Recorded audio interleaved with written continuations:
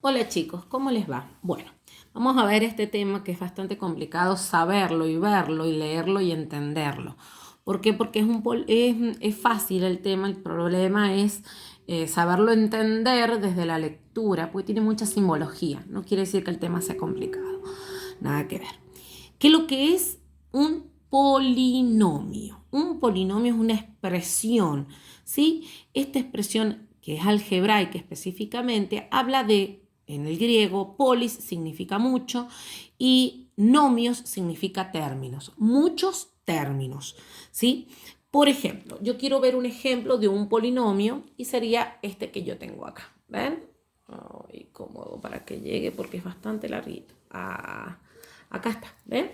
Esto es un polinomio, ¿ven? Lo que tengo acá. ¿Qué es lo que vamos a ver ahora?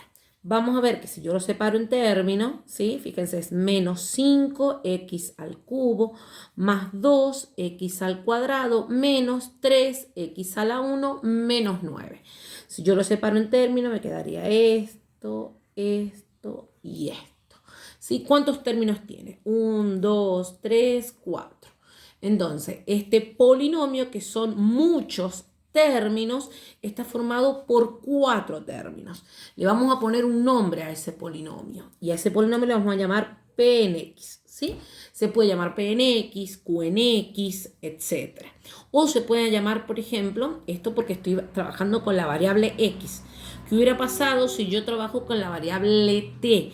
Por ejemplo, yo diría P de T y escribo t al cuadrado más t más 1. ¿Ven?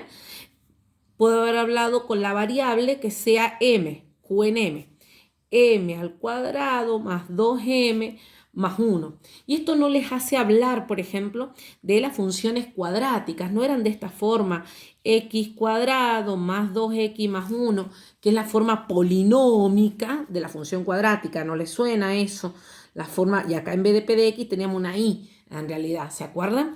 Entonces, esto uno dice, bueno, es más o menos parecido a lo que ya vimos, la forma polinómica de la función cuadrática era de esta forma, donde yo tenía un término cuadrático, un término lineal y un término independiente. Bueno, ahora en forma muy semejante a lo de recién, ¿sí? ¿Yo qué voy a tener? Me fijo en este que estoy teniendo acá abajo, voy a tener un término acá que se llama término principal. Voy a tener acá un término cuadrático, porque sigue siendo el cuadrado. Este es un término lineal, porque la x está a la 1. Y este se llama también término independiente. De este, ¿sí? Que es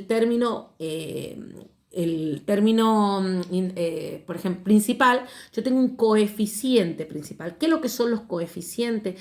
Los numeritos, ¿sí? Que multiplican a la x, ¿ven? En mi caso, ¿quiénes serían los coeficientes?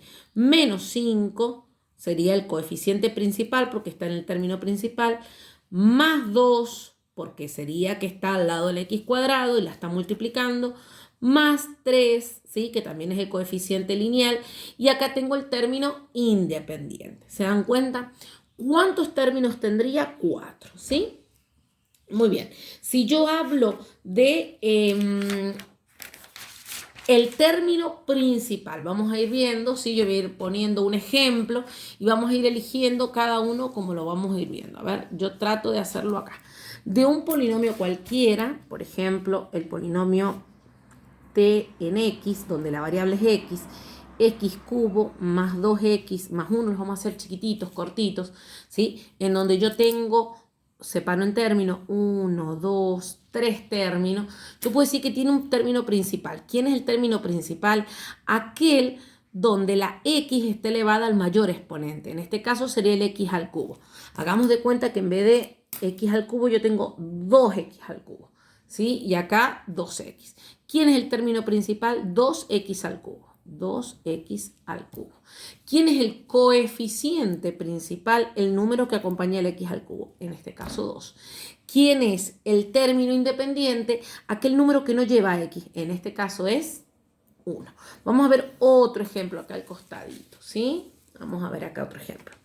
7x a la cuarta más 9x al cubo más 3 más 3, así como está, ¿sí? Vamos a separar en términos. ¿Cuántos términos tiene este polinomio? 1, 2, 3, ¿sí? ¿Quién sería mi coeficiente principal? ¿Quién sería? Principal, ¿sí? Coeficiente principal. Primero vamos a ver quién es el término principal. Principal. Sería 7x a la cuarta.